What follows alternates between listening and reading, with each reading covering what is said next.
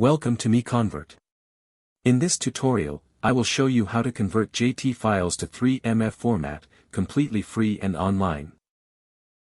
Open your browser and search for JT to 3MF MiConvert.com.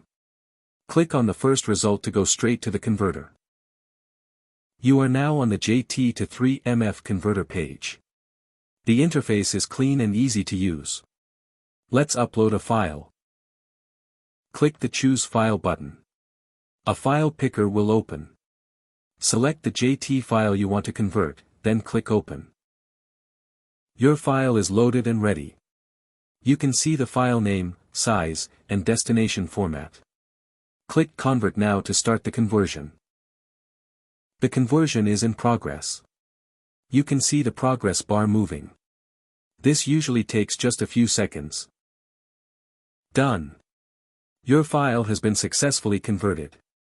Click Download to save the 3MF file to your computer. That's it. Visit MiConvert.com for more free conversion tools. Subscribe for more tutorials. Thanks for watching.